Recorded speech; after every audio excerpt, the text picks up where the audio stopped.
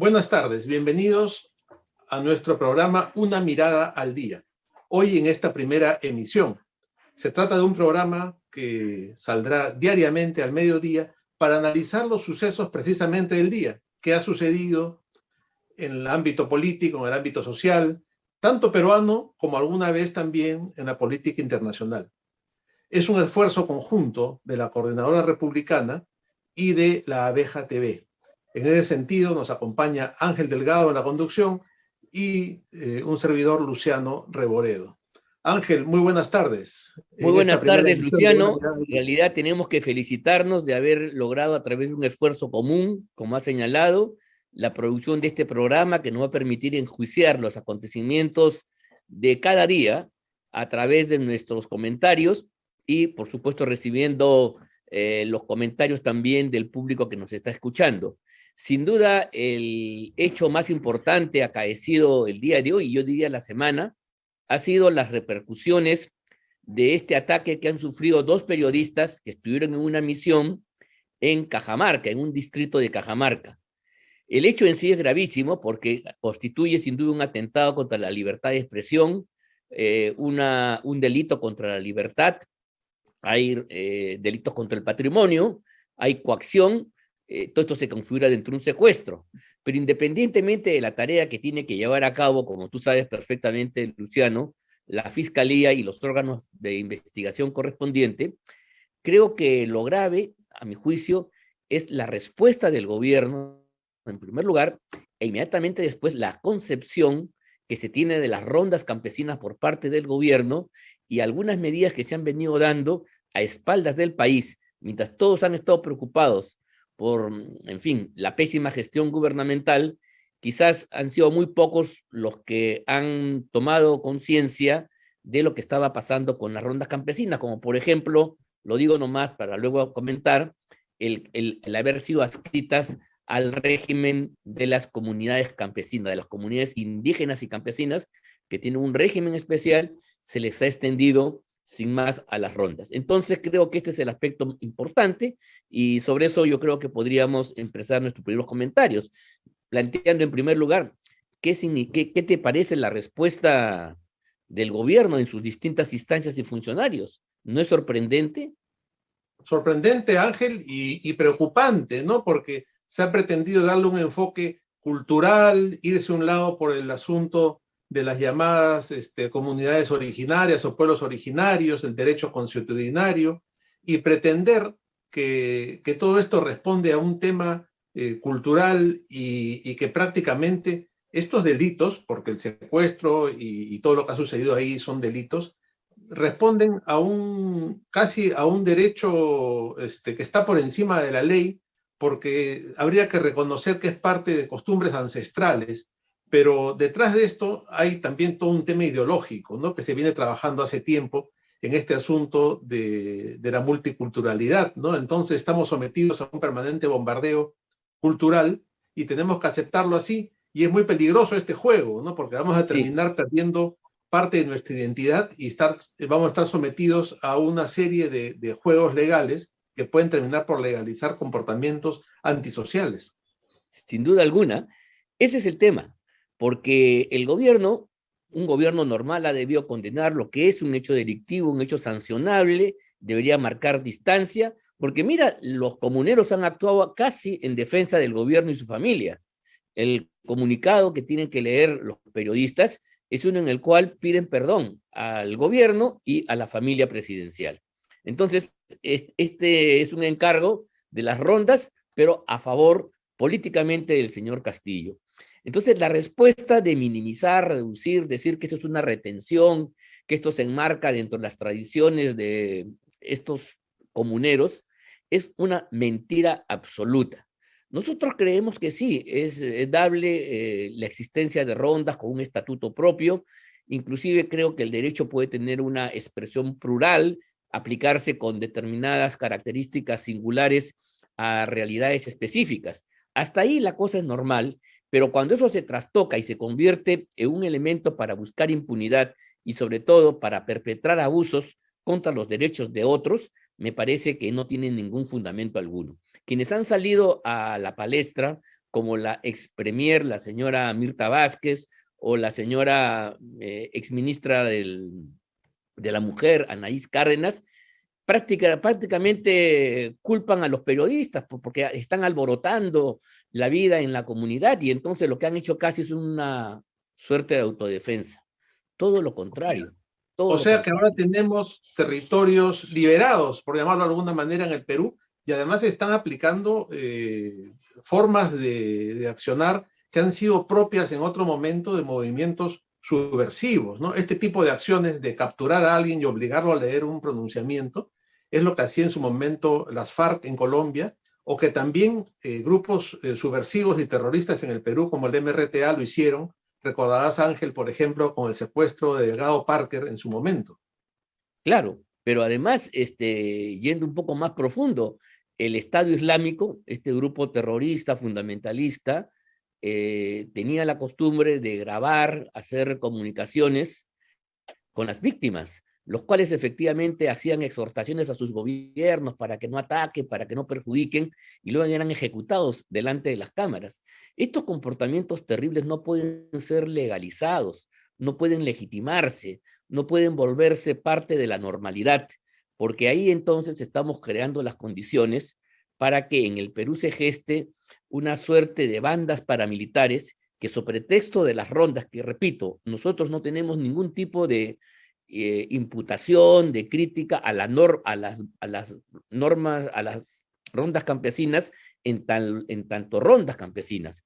Pero cuando de ahí se quiere formar grupos paramilitares para defender al gobierno y una determinada ideología y posición política, eso sí nos parece preocupante, porque se da la mano, por ejemplo, con lo que sucedió en Alemania, en Italia. En la Italia fascista y en la Alemania nazi, existían en Italia los fasci de combate, que eran grupos así, más o menos, de trabajadores, de gente popular, que era una fuerza de choque. Lo era también las famosas SA del Erich Romm, un lugarteniente de Hitler, que prácticamente llegó a tener un poder tan grande que un momento tuvo que ser liquidado y frenado. Entonces, mucho cuidado, que este tema creo que está destapando un peligro mayor para la democracia, y es que tras la demanda de multiculturalidad, de rondas y un derecho plural, se quiere esconder realmente una fuerza de choque para atentar contra la República.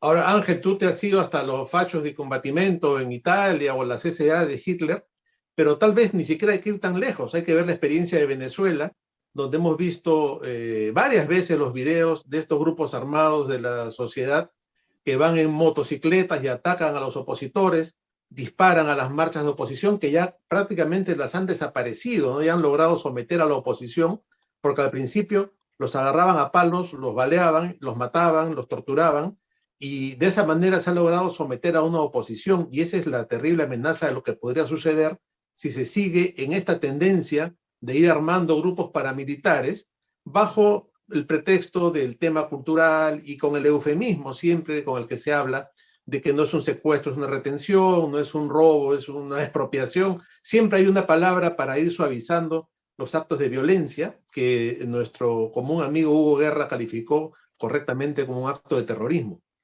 Claro, y yo creo que aquí hay un hecho que va a marcar un antes y un después. Si el gobierno deja pasar y la ciudadanía, complaciente o desinformada o impotente también, no tiene fuerza para frenar, lo cual implica identificar a los responsables, detenerlos, investigarlos y eventualmente, luego de un juicio, condenarlos. Esa es la única manera, dentro del marco de la ley y la Constitución, para frenar un estropicio de esta naturaleza.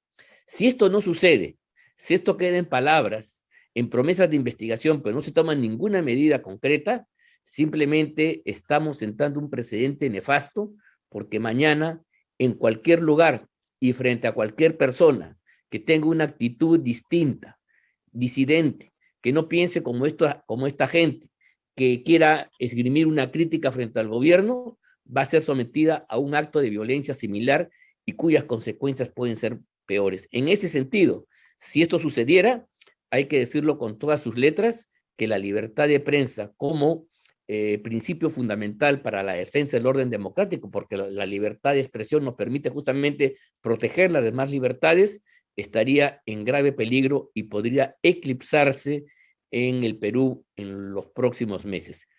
Eso yo creo que es la consecuencia más grave que podríamos sacar de lo acontecido la semana pasada, ¿no? No, sin duda se cierne un gravísimo peligro sobre las libertades, sobre la democracia, y hay que estar muy atentos a esto, ¿no? Ojalá que la oposición o lo que queda de la oposición esté atenta a esto y también en el Parlamento se pueda legislar sobre el tema y estar muy atentos al peligro que hay de un rebrote de violencia, de un pasar una aplanadora sobre los derechos fundamentales de las personas y sobre el uso de la fuerza bruta y de la violencia para imponer ideas, que es lo peor que podría pasar en el Perú. Ahora mira tú, estos hechos no son casuales, no son ajenos a lo que viene pasando en la escena política grande. En momentos en que las fuerzas democráticas arrinconan a Castillo por su incapacidad y las investigaciones fiscales, a pesar de toda su lentitud, empiezan a mostrar una actuación arborescente, un archipiélago de corrupción, un actuar en banda, como dice la hipótesis del Ministerio Público. Una banda cuyo cabecilla sería el presidente de la República. Esa es no una imputación de nosotros, ni de las fuerzas democráticas. Este es el concepto, la hipótesis de la investigación fiscal que se está llevando a cabo.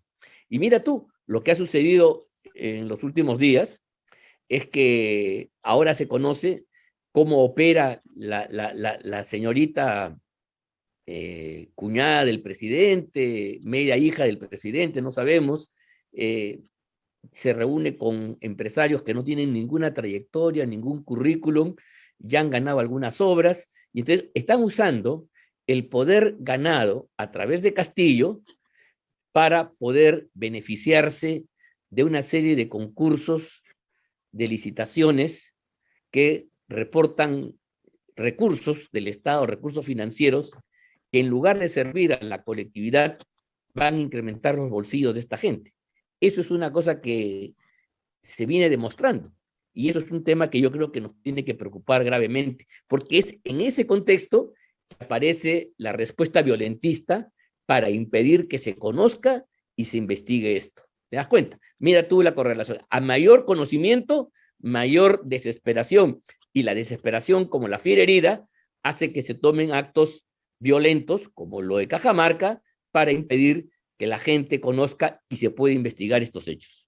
Claro, y simultáneamente aparecen proyectos de ley para maniatar un poco a la prensa y una serie de cortinas de humo, pero a la vez van surgiendo más indicios y más pruebas y más evidencias de que la corrupción va rodeando a Pedro Castillo, ¿no? Hemos visto esta persona que es amiga íntima de la cuñada hija, como la has definido, y que aparentemente vive en Palacio de Gobierno, lo que es una cosa muy extraña, Ángel. Que aparece ahí en el video, ¿no?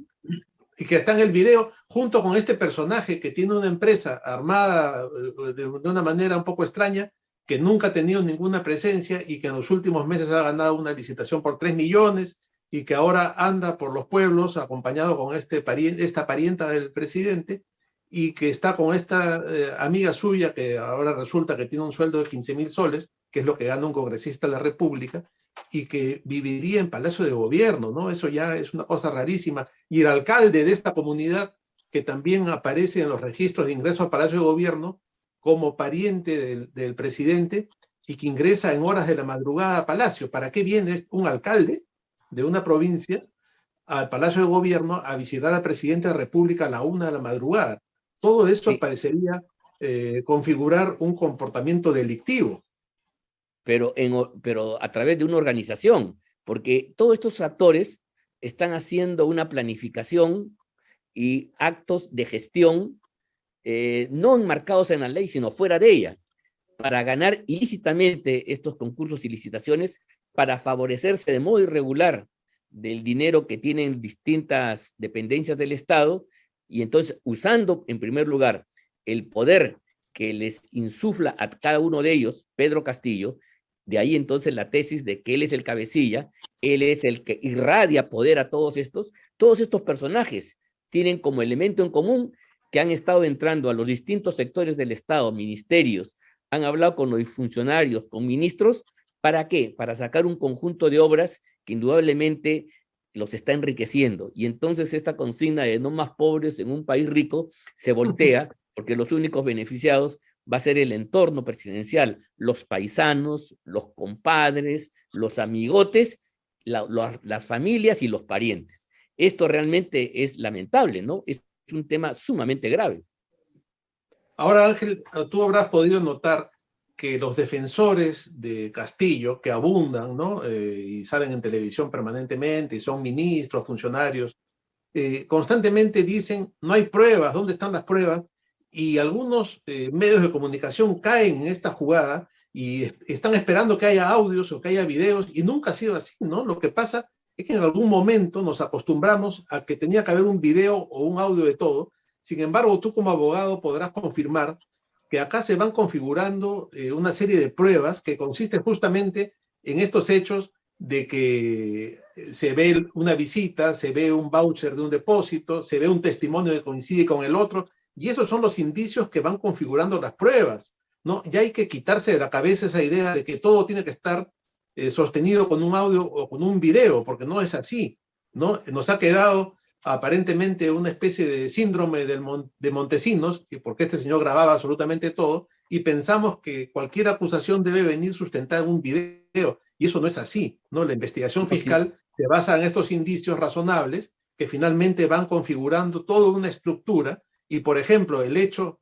de que Pedro Castillo tenga prófugos a los sobrinos, tenga prófugo al secretario general, que se encuentra en $20,000 en el baño del Palacio de Gobierno, que la cuñada aparezca en estas operaciones en provincias, que un alcalde lo visita a la 1 de la mañana, que la amiga de la cuñada que aparece en estos videos, que ahí sí hay pruebas, vive en Palacio de Gobierno, ya van configurando todo este entorno de corrupción en torno a la figura presidencial.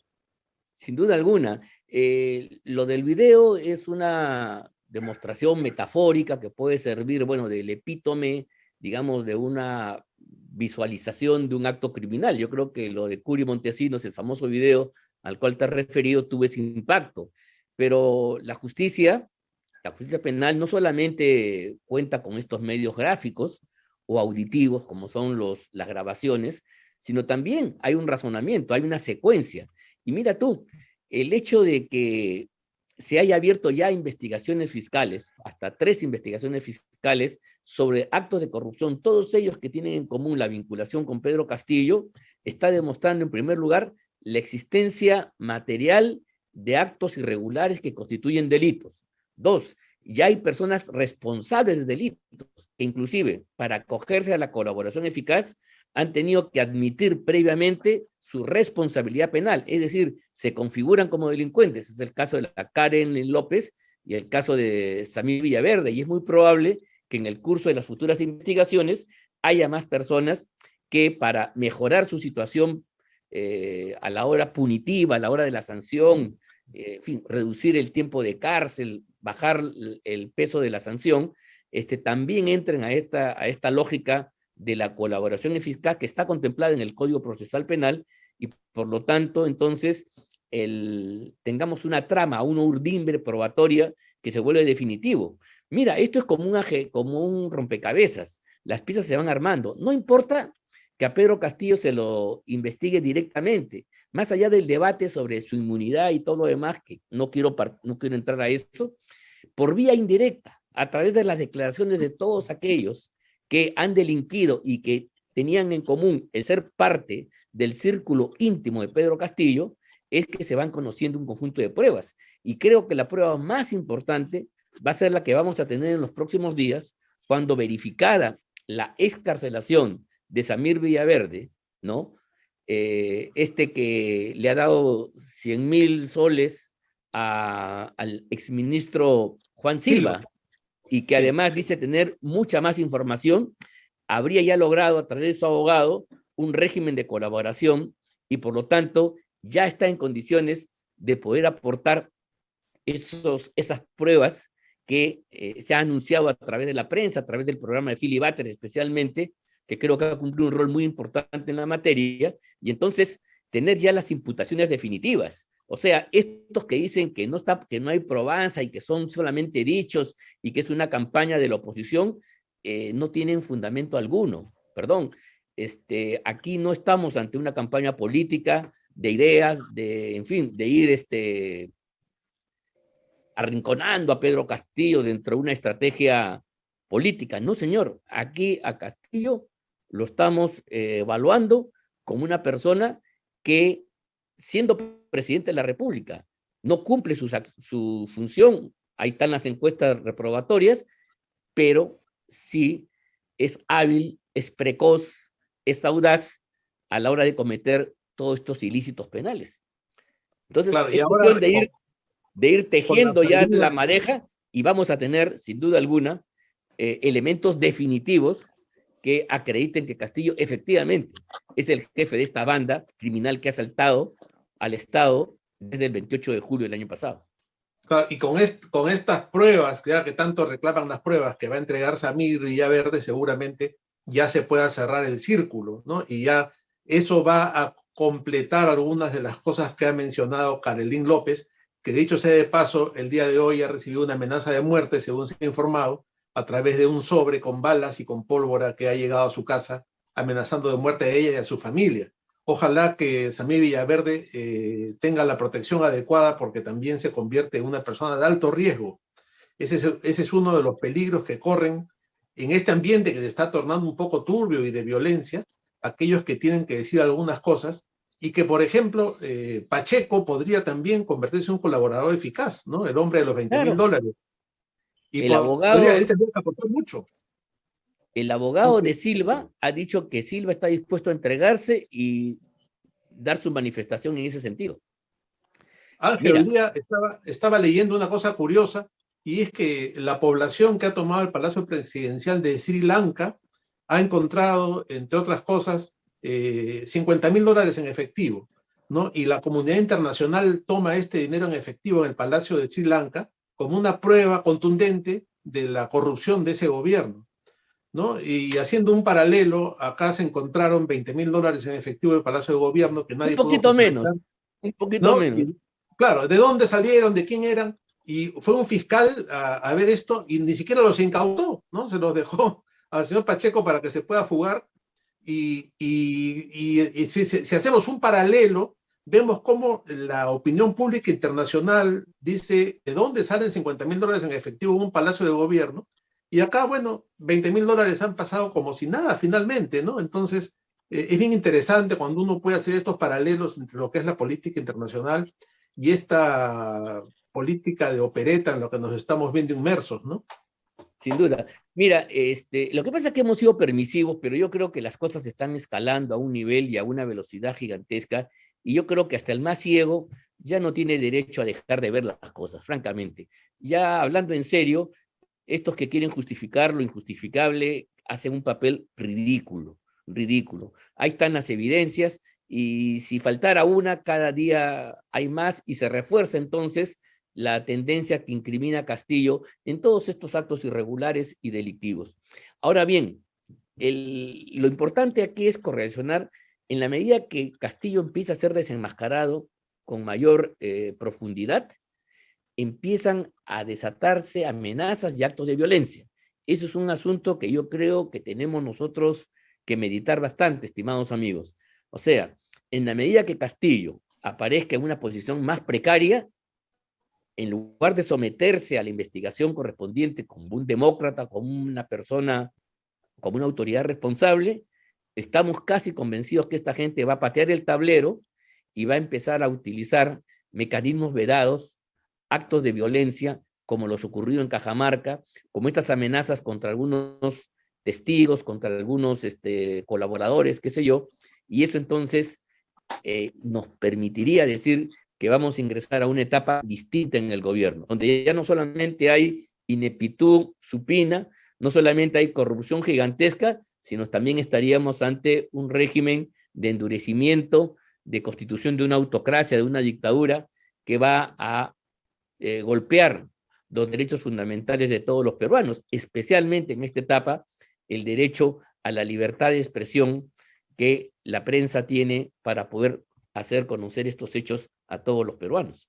Y Ángel, en ese sentido, no hay que perder de vista a un personaje que podría ser protagonista en este proceso de endurecimiento del régimen, que es nada menos que el embajador de Cuba, que como bien sabemos funge de embajador, pero no es otra cosa que un agente de inteligencia, tanto él como su esposa, el Gallo Zamora, que ya tiene una serie de antecedentes en otros países en los que ha estado, como un miembro y un representante del G2 cubano, ¿no? Entonces, muchas de las cosas que suceden en este proceso de envilecimiento de la política y de todo lo que estamos viendo, responden a criterios de inteligencia que podrían tranquilamente venir como un paquete de franquicia impuesto por la dictadura cubana y que ya han funcionado en otros lugares, ¿no? Eso es una cosa que siempre comentamos, y que esta especie de franquicia castrochavista que siempre aparece igual, ¿no? Se van promoviendo algunos desórdenes, siempre viene el tema de la Asamblea Constituyente, ¿no? Y las cosas que pasan en Chile, que pasan en Ecuador, que pasan en Colombia, responden siempre al mismo libreto.